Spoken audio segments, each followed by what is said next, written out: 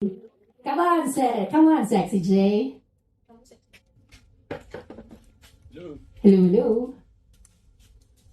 Good afternoon. Yun na. Yan yung lahat. Jay, you just released your single Single, last week. last week, Congratulations. Salamat. That was a success. It was done here at Sari ang Sari. Parang ang saya. At lungkot-lungkot. Sayang wala kayo ni Audrey. Oo na. Sorry na, nagkasakit. But congratulations. Thank you. But this song is something I always talk about when I talk about you to everybody. My favorite question is always, na-experience nyo na ba si Sexy J? Na-experience nyo na ba siya? Yes. You should. If you have not seen Sexy J live, you should experience it because he's such an experience.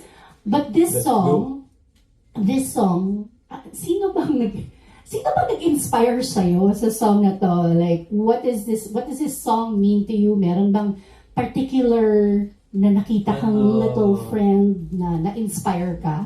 Bale, yung sa lyrics niya, wala siyang halos na inspirasyon. Pero ano kasi dati, nung bata pa ako, sa probinsya kasi ako nakatira.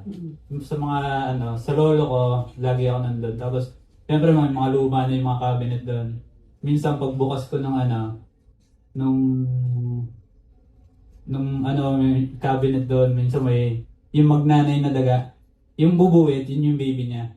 Yun yung kulay pink. Kaya, tapos yung tunog niya parang inspired siya sa mga 80s rin. Para mga 80s music, yung may mga synth, mga analog synthesizer, analog drums, tapos parang bigla na lang lumabas sa isip ko yung daga. Kasi parang masaya yung tunog.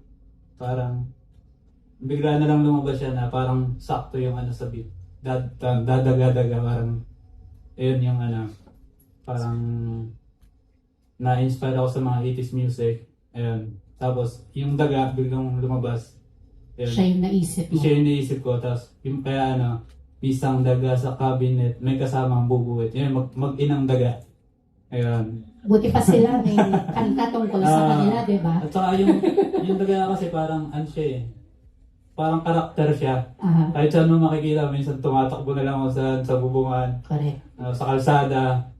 Ayun, parang yung masaya lang yung song kasi parang bagay sa tunog tapos bagay dun sa yung lyrics niya. Sana parang alam matutugma. mismo. Sana alam ng mga daga na may kanta. May kanta sila. Tungkol sa kanila. May daga pa ako isang kanta part 2. May daga part 2? Pero hindi pa. Baka next year pa yun. Pero Jay, masasabi ko sa'yo na merong dalawang daga na alam nilang may kantang daga. Daga. Oo, kasi yung anak ko may alaga siyang dalawang daga. Talaga? So, kinakantahan namin siya ng daga. So, alam nila. So, hindi man lang mag-ina, pero at least may dalawang daga na nakakaalam. So, kung hindi pa obvious, ano tingin nyo title ng kanta? Daga. So, but Thank Jay, you. introduce the song, please. Introduce mo lang. Boom. Nga pala, pwede nyo siya mapakinggan na sa lahat ng streaming platforms. Kari-release lang last week, March 13, na-release sa Obscure Music.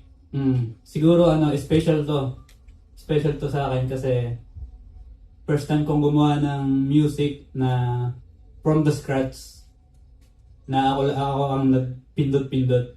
Kasi dati, mga lang yung ginagawa ko. Sa BandLab, tapos phone lang. First time kong gumawa ng parang buong album na ako lang talaga. Kaya, yung album ko na lalabas, parang sobrang special. Kaya ang saya ko itong na-release yung daga. Ayun, sana magustuhan nyo. Thank you! 1, 2, 3, 4, thank you! Ayan na siya.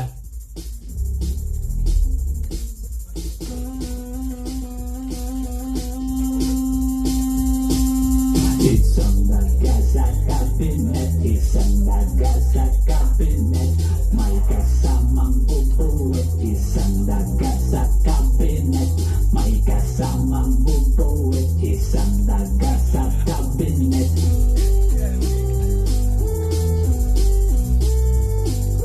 Daga daga daga daga, daga daga daga daga, daga daga daga daga, daga daga.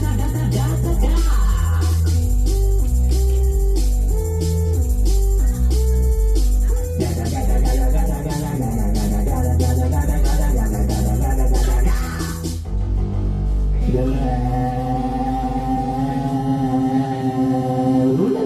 Isang daga sa kabinet, nasa ilalim ng damit. Isang daga sa kabinet, nasa ilalim ng damit. Isang daga sa kabinet.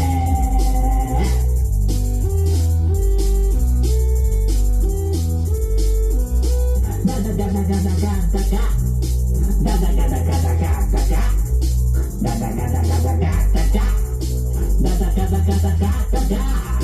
Isa plus one, dalawang daga equals daga, daga, daga.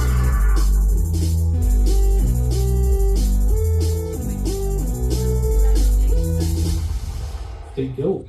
Yun na. Thank you very much, Sexy J. Salamat. At announce ko lang din pala, ang nagmaster si Diego Mapa. Yun na. Ng Pedicab, Tire Shoes at Egg Boy. Thank you very much, Jay. I'll have you back Salamat. in just a bit.